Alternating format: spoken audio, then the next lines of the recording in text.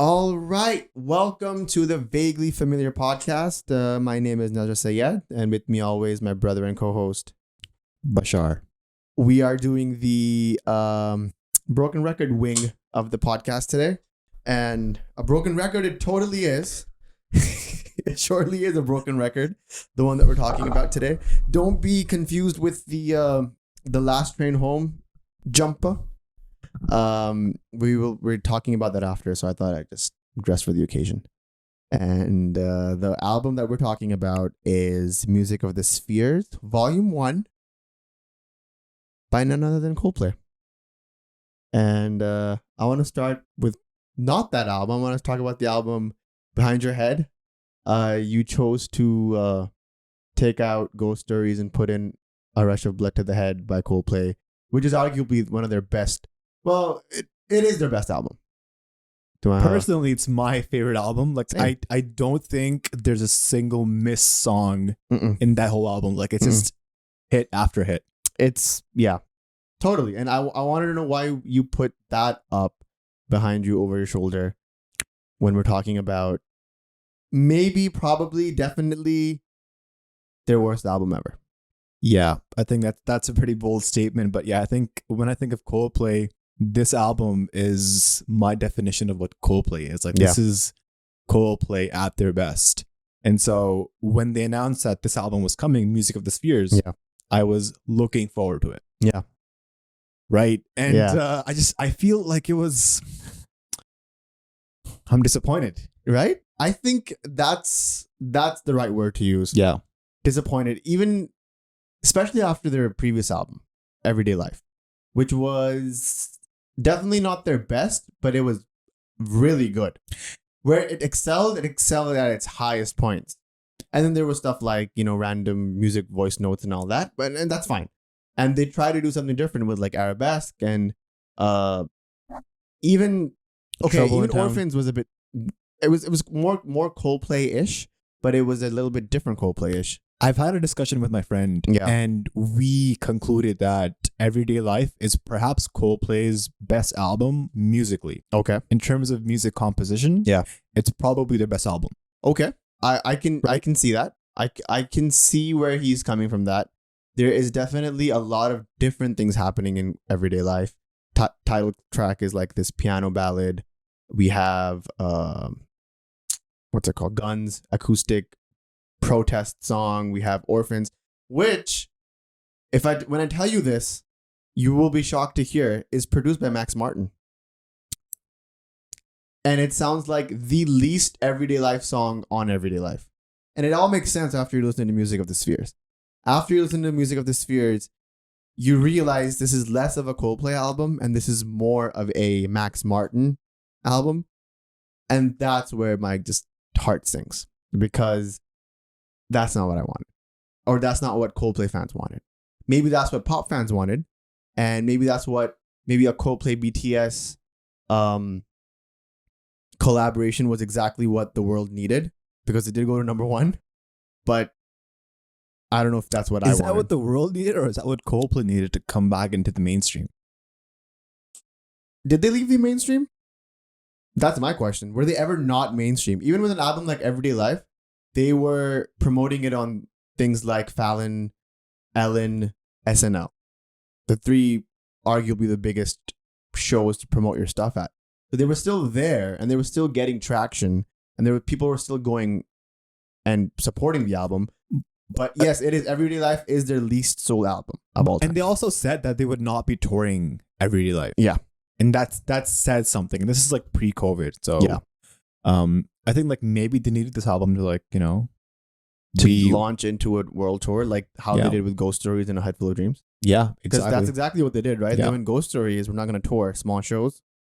A Head Full of Dreams is our pop record. That's the one we're going to tour. And then same thing, Everyday Life comes out. We're not going to tour it. Small record. We'll do a few shows here and there. And then Music of the Spheres Volume 1. That's the one we're going to like take to the world. And we haven't talked about the album yet at all. We're just this is all context for people who might be like, you guys just are hating on Coldplay. You guys are Coldplay haters. No. We have vinyl records of them bought. We bought the small little plaque that you get from London whenever you go to Portobello Street. We have all of that stuff. Like we went to the Coldplay concert. We were front row, huge Coldplay fans. We'll defend them with approximately with almost everything that they've made. You know, everybody has hiccups, but overall, Coldplay is top 3 favorite band. Agreed? Of all time. Of all time. For Agreed, us, right? Personally, yeah. Personally, yeah. I'm glad we're on the same page on that because Yeah. that would have been weird. But when we criticize Coldplay, we criticize them because we love them. Right? We want them to improve it. They're like one of our kids, you know, you criticize them, Yeah. but it's because it's for their own good. Yeah. They may not see it yet, Yeah. but it's for their own good. Yes. So, And I was talking about earlier how I was expecting, like when I think of Coldplay, I think of A Rush of Blood to the Head, Ghost Stories, right? Viva La Vida. These are great albums. And when they released Everyday Life, it was sort of unconventional or unorthodox for a Coldplay album, but it was still great. Like it grew on me. Yeah. There was at least 3 to 4 songs Church. that they're on my playlist. Yeah. Church was my second most played song of 2020. Yeah, Church, Champion of the World, Champion of the World. Everyday Life itself, Orphans. These are some really great tracks, Yeah. and even like the more deeper cuts, they were good as well. Yeah. But this one, like Music of the Spheres, we gave it time. Like we could have recorded this last week or the day When that it came yeah, out. we could have. What we wanted to do was record it live reaction as the album dropped. I'm so glad we didn't do that. Yeah. Because we let the album marinate for a week and a Exactly. half. We listened to it a few times. And now we're sitting in with more of a research-based criticism, a research-based review, a research-based reaction, as opposed to just having an initial knee-jerk thing. And I'm glad that we did that. Yeah. So do you want to So get... I mean, if we were to hypothetically if we did record a reaction, Yeah. what was your initial reaction to the album? It was lots of why. Like every other track, I was like, why? Why did you choose to do that? Why? What conversation happened in the studio where you were like, you know what? If you just take my voice and make it to the highest pitch so I sound like Alvin, the chipmunk, I think that's what this song needs. And I get it. I get the whole, this is a concept album. I get that this is every song represents a different planet. I get all that. I get concept albums. I'm a sci-fi fan. I read sci-fi all the time. But this is a miss. Beautiful is a miss. You messed up. Why'd you do that? Okay, you know what they did? They took Cry Cry Cry from Everyday Life, which is a good song. I like a lot. I prefer the NPR version of it. That's on Spotify, which is them doing it on the NPR Tiny Desk, which does not have the high-pitched cry, cry, cry in the back. It doesn't have that. I prefer that version. And I think a lot of other people also prefer that version. I don't think they took the hint. They was like, oh, we could do this? You know what? We'll just do it more on the next album. And you know what? On top of that, we'll misspell beautiful. That'll tell them. I mean, misspelling titles. I think we've been there. Broadcast podcast. Oh, yeah. I was trying to like search up the song lyrics for the song, and I searched up Coldplay beautiful lyrics, and it just auto corrected it to Coldplay beautiful song yellow. Yeah, lyrics. like it would show you all the beautiful lyrics that Coldplay have, Yes. which are a lot. Yes. Except the song that you wanted to see. But yeah, I had similar reactions to what you were saying when I was like listening to the album. I was like, Coldplay, why? Yeah. Like, why do you need 3 interludes Mm-hmm. in the track listing? Like, Mhm. why? Like, what's like I mean, they did have a lot of interludes in in Ghost Stories? I think Midnight. No, Midnight was a proper song Okay. with words. But like, it has a lot of it is just music. Yeah. Yes, but I was saying Milo Xyloto has interludes as well. Okay. It starts and then it goes into Hurts Like Heaven, and then there's an interlude, and there's an interlude before Every Teardrop Has a Waterfall. So they do that, but I don't see. That's not even my biggest gripe with them. Like, name your songs. Don't replace them with emojis. I was gonna ask you, what is your thoughts on Heart Emoji by Coldplay? That is the song title. I think they meant that. I think they wanted to call it Human Heart, Okay. but do what our boy John Mayer did, right? Emoji of a wave. he named the song Emoji of a Wave. That's the name of the song. It's not an emoji of a wave, because then that raises a good conversation. Does he mean the wave emoji, or does he mean the wave emoji? Right There we go. That's sort of, that makes us think. That creates conversation. We're intrigued. We're listening to the song. The song is beautiful. Takes us on a ride. It's relatable. Is it beautiful Boom. or is it like BIUT? Beautiful. Okay. So like Mayer stuck the landing with that. I don't know what to say about Infinity Sign or Human Heart, or like this is hurting my soul. I love Coldplay, but even after that, I'm like, why are you laughing? I don't know what to say about Human Heart. That emoji song. Like, I love Jacob Collier too. Jacob Collier worked on a lot of everyday life stuff. Yeah. And props to him. Great producer, great musician, amazing person. At what point do you come in and you're like, maybe not listen to Max Martin? Because here, I'll give you this. Only song for people who don't know who Max Martin is. Yes. Who is Max Martin? Okay, so Max Martin is a Swedish music producer who's produced artists like Katy Perry, Weeknd, Britney Spears, Selena Gomez, Taylor Swift. Am I missing anyone? Maroon 5. Pop bands. Has 25 number ones under his belt as a producer and writer. 4 Grammys. He's produced songs like We Are Never Getting Back Together by Taylor Swift. He's produced most recently Blinding Lights and Save Your Tears. Like, this guy is big. All of Katy Perry's hits. Is it like, if you need a hit, you go to Max Martin? Max Martin produces the hit. He gives you the hit. Okay. That's his repertoire. And so this whole album is produced by Max Martin. Except Coloratura, which is arguably the best song of this album and of this decade. It's past 10 years, probably best Coldplay song. Exactly. Culture is one of the best songs that Coldplay has ever made. Like, it's that whole song itself is a journey. Oh, yeah. So when they talk about it being a concept album and them taking us on a journey, that's what they're talking about. That's what it should have been. Would I have minded 8 songs, 7 songs that were 10 minutes long? No. I would love it if that's the type of music that you're producing. And I was reading a Guy Berryman interview, and he talked about how they were precious about Coloratura and they didn't let Max Martin produce it. And I'm so glad they didn't do that, because that song is the only saving grace of this album. That was also the first song that they released. It was, right? Yeah, so they did Higher Power, and then they said, oh, we're going to release a song with BTS.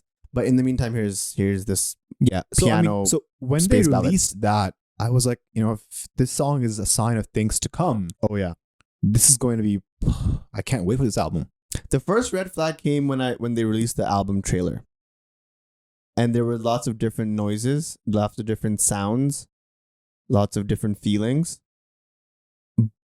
and all of them sounded the same. And I was like, oh no. I like this Coloratura stuff. Do more of that. And even when they came on Howard Stern and they played it live, it sounded beautiful. It sounded magnificent. It sounded like you were ascending. And that's what I was hoping for music of the Spheres to sound like, but it didn't. It sounded very bland, very boring, very uninterested in itself, and just very, who else can we get on this album to make it a hit type thing. Yeah. And I get that Coldplay is exploring different avenues. Yeah. But I think they could have still done a few things right that Coldplay always gets right. Like what? For example, the songwriting. I think the songwriting on this album is below par. Yeah. Compared to Coldplay level, compared to what Chris Martin usually writes. Yep. This is a very weak album lyrically. Yes, I agree. I agree. Right? And I'm not sure what headspace Chris Martin is in. Because songs are poetry that's being sung. Yeah. Right? Poetry in melody, yeah. Yes. And I think in that context, it's a very weak album. Yeah. Again, Coloratura is probably the only one that has it lyrically, sonically, like elevates the album.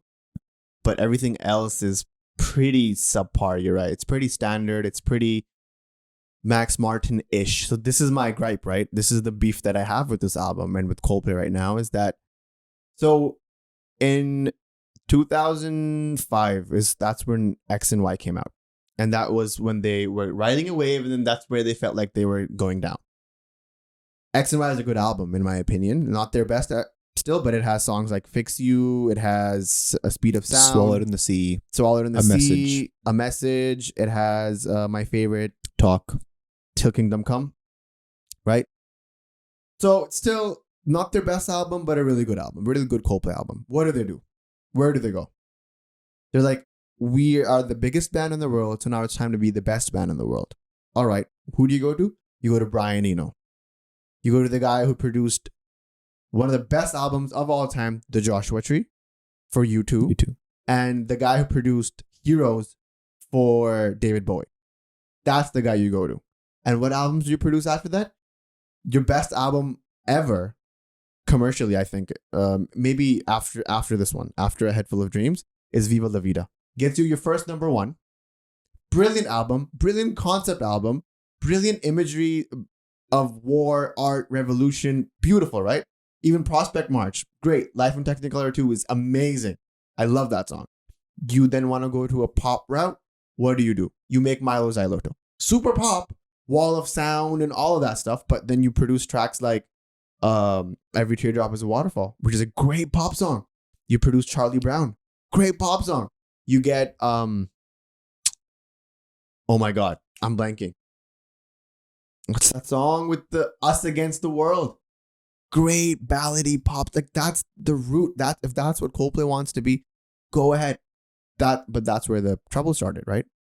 They start sort of like experimenting and featuring artists like Rihanna's on the album. Do you remember that? Princess of China? I know. That's when they started being like, oh, maybe we can get that person, and maybe we can get that person. And I know Chris Martin loves collaborating. He's done it with Kanye. He's done it with Jay-Z. It's great. Beyonce. Love it. But I love that Ed Sheeran has this rule where he's like, my albums will not have features. Yeah. He has a separate, like, small mini album where he's done, where it's just features. Yep. The collaborations EP, right? Yeah. I think J. Cole also, he has no features. It's just him. And I'm not saying that Coldplay should be like, oh, we're just going to be like not having any features. Features are fine. Like they're okay. But the first questionable move was when they went to the Chainsmokers, right? That was supposed to be their number one. It was the number two. Couldn't top it. It's almost as if they're looking for radio hits. Yes. So my point was 2005, they're saying, in 2005, Coldplay says we're the biggest band, so now we want to be the best band. They get Brian Eno. In 2020, it felt like it was completely opposite. We are the biggest band. We are the best band, so let's just try to be more bigger. And let's get Max Martin, who is arguably the hits king or whatever. You know, he makes all, which is true. It's exactly what happened. They got their first number one in like 15, 20 years, right? It happened. But at what cost? Yeah. I mean, you're talking about My Universe, right? Yeah. The song where they collaborate with BTS. Yeah. Yeah, it's literally like it's a cloud chasing song. It is I said it. Yes. It is a cloud chasing song. They did get the BTS Army fan club, fandom, whatever, on their side. It did go to number one. Not gonna lie, it is a catchy song. It's been on repeat a few times on my playlist. I don't skip it. I like it. But one of my friends said that it sounds like a One Direction song, and they're very right. Yeah. And I think you were mentioning collaborations, and I think one of the other better songs of the album is Let Somebody Go. Let Somebody Go. Again, but do you need Selena Gomez on that song? That's my whole point. Like, do you really need her? Like, I think the song could have been great without her being on there.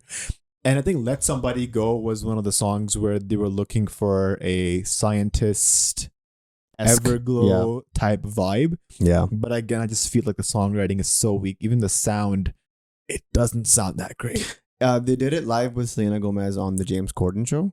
And that's just how I know Selena is not a good singer. Chris Martin was singing underneath Selena, even in her verses. Yeah. And I was like, okay, come on. Chris, you did not need her on that track. And I know when they sing it live in concert, which I will go to. I will be front row. I will be buying tickets. I'm there. It'll sound better. I really hope so. And my hopes are the same for the song "Beautiful." That when he sings it live, if he does, I'm in agreement with you that "Beautiful" is a good song. yeah, I like without that song. vocal gimmick. I'm getting hate for this, but I think I like that song. It's catchy. It's good. Yeah, it's a good pop tune. It's a good pop tune, but I just feel like I mean, again, like why, you know? Yeah. Lots of whys. So I if there were someone to pinpoint and be like who screwed up here, firstly I would say Max Martin, because I don't like him as a producer. He makes everything sound the same and very bland. You can pick out all of his 25 hits and they sound like a Max Martin song, right?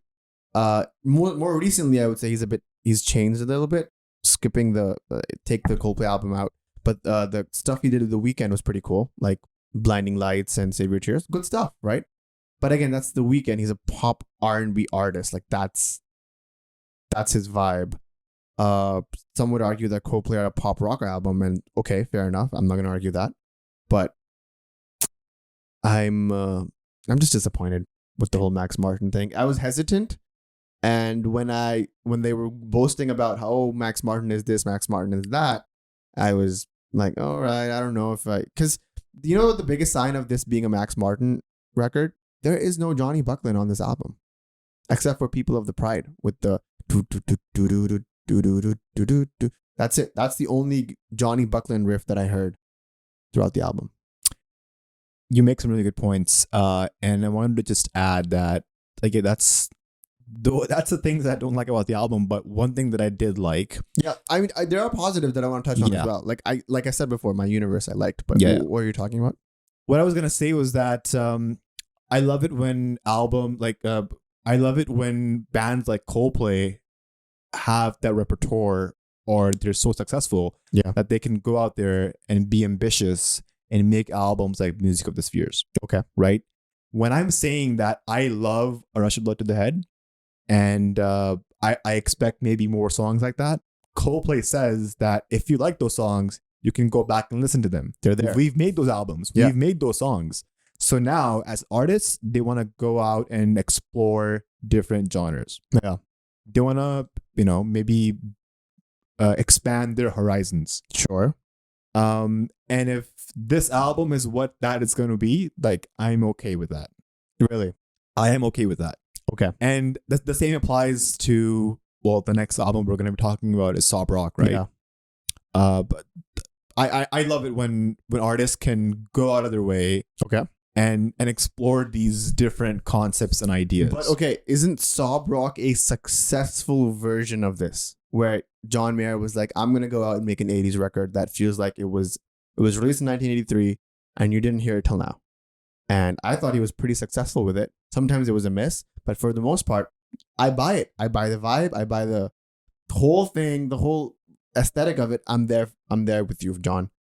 I don't think I'm fully on board with Music of the Spheres just because I don't like it sonically. I think it's weak sonically. It's bland. It sounds like everything else on the radio. And Coldplay, at a time where hip hop was trying to having its moment, and really bubblegum pop and Britney Spears were having their moment. They had songs like Clocks on the radio, and they had Viva La Vida going #1, and they had Every Teardrop is a Waterfall, and even A Sky Full of Stars, which is an EDM dance tune, is still good. There was flair to it. There was chemistry to it. There was some sort of character to it, right? This feels soulless to me, and I don't like it.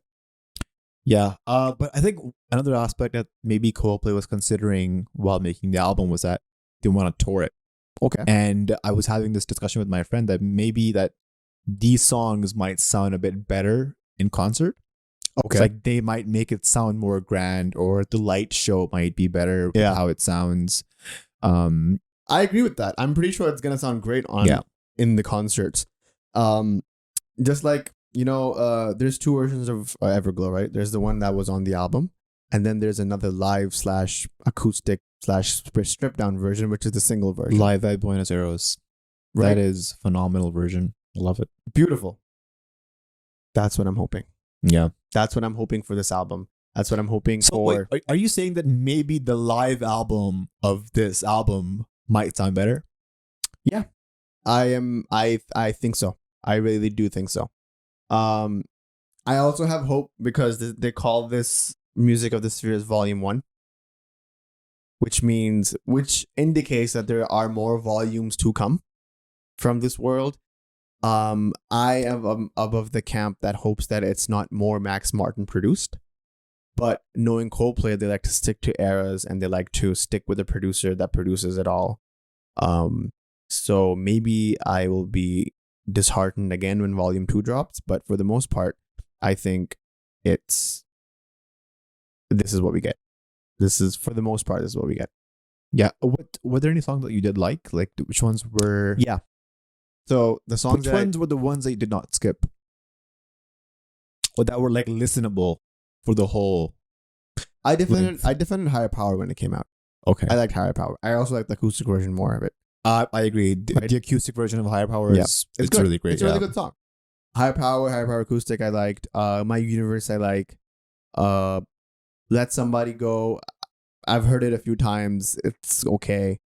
I think Humankind was good. I liked Humankind. I think that'll sound better live as well.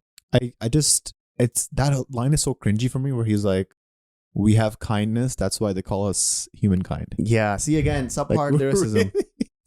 That's the one you're gonna go with, CM? Come on. But you won a few Grammys. Come on, don't do that to me. Yeah, this is the same guy who wrote In My Place, which is a tune. Same guy who wrote Everglow, man. Anyways. Yeah, so that one, My Universe, I like. It's not skippable. And Coloratura, top 20 Coldplay song. Easy. Yeah, I agree with that list. Anything else that stood out to you that was like, you know what? You think we're being harsh? No, we're not. I mean, I think we're just diehard fans that are a bit disappointed. Yeah. But if I could add anything to your list, honestly speaking, I just felt like Beautiful was not that bad. Yeah, honestly speaking, Beautiful is not that bad of a song. And I feel like once they perform that live, it'll sound even better. Like when there's none of the chipmunk voice. Yeah. And yeah, other than that, I would agree. Higher Power was a good song. Humankind is okay. Let Somebody Go. I'm not sure how long lasting this will be. Like right now, yeah, I think it's fine. It's okay. Yeah. People of the Pride, I didn't like that much. Like, People of the Pride was the song that they wrote for Viva La Vida. Yeah. Right? They wrote it, they produced it, they shelved it. Yep. And they brought it back for this album, and you can clearly like hear that it sounds a bit different than the rest of the songs. But then they made it again. Max Martin was like, "Oh, what if the guitar sounded fuzzy?" And and then suddenly we have People of the Pride. Yeah, in this version. My Universe, not bad. Not a huge fan of BTS. Yeah, maybe I haven't heard a lot of their music. But I think all in all, not my it's probably my least favorite Coldplay album. Like, it's definitely in the bottom tier. Yeah, I think it's the last tier. What's better than Music of the Spheres? My Little Alto. Sorry, my like, what's my worse? What's worse than Music of the Spheres? It's hard to say. Right? Yeah, there we go. It's hard to say. It's in the bot. It's what is it? Their 9th album? It's number 9. Or what if it's their 10th album? It's number 10 for me. Yeah. It's the bottom, lowest. It's the floor. They can't get worse than this, I hope. It's harsh, man. It's really harsh. I know. And this is coming from a person who loves this band. Like, when they announced the tour, I was so excited. And when they come to Toronto, I'm going to see them. I still feel like the tour is going to be amazing. Oh, yeah. It's going to be great. It's Coldplay. But I'm curious to see like their set list and what songs from Everyday Life that they'll perform and which ones from this. None, right? So I think I saw a set list yesterday. I saw the set list for the Seattle show that they did, and there were 5 songs from this album, and then there were the hits. And then the one that was weird that they played was Everybody's Not Lost. Really? Everything's Not Lost? Everything's Not Lost, sorry, yes. And I was like, out of nowhere, you dropped that gem? Okay, I'm down for it. I'm down for Everything's Not Lost, bro. Like, yeah, give it to me. Yeah. Closing thoughts? Closing thoughts is disappointment has a name. It's heartbreak, warfare. That's a John Mayer reference for you guys. Disappointment, yes. If I were to scale this from a number 1 to 10, this has a 3 for me, and 2.5 of those points are coloratura.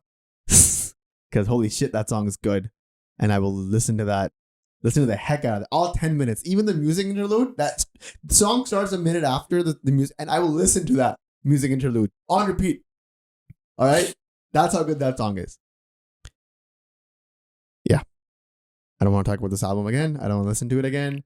I will listen to Higher Power Acoustic and My Universe, and that's it. Take it away. Yeah. Final thoughts. I think looking forward to what they have in Volume 2. Yeah. I really hope Coldplay can, make something better than this, because they do have the capability to do it, and they have done it in the past. Like, they have a track record that proves otherwise. So, I mean, this one was a miss. Not my type of music that I listen to. Yep. Probably just will listen to like 1 or 2 tracks. And I'll wait for their tour and Volume 2 to drop when it does. Yeah. So this felt Volume 1 felt like this one's underwhelming. For the pop world.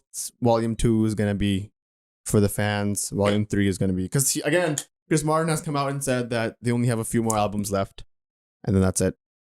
So we'll see. I hope Music of the Spheres 2 and 3 or whatever, how many ever they want to produce, lives up. Anyways, that's Vaguely Familiar signing out with Broken Record. If you guys enjoyed this episode, please follow us, subscribe, like, share it with your friends. If you guys think otherwise, that maybe we were too harsh for this one, let us know in the comments. Yeah, we're open to debate. Like, fight us. I'm all for it. Stick in my DMs, yell at me. You can't hurt my feelings. I promise you that. If you liked what you heard, if you liked what you saw, stick around for more, and we'll see you on the other side, guys.